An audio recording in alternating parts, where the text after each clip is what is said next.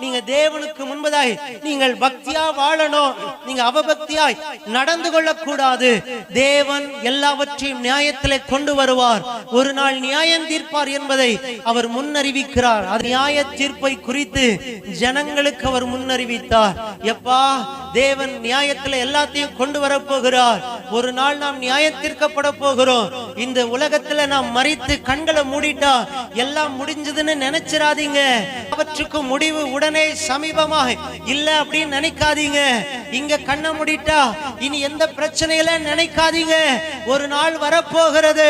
அந்த நாளிலே ஹல்லேலூயா, மரணமும் தன்னில் உள்ளவர்களை அவருக்கு முன்பதாய் கொண்டு நிறுத்தும். பாதாளமும் தன்னில் உள்ளவர்களை அவருக்கு முன்பதாய் கொண்டு நிறுத்தும்.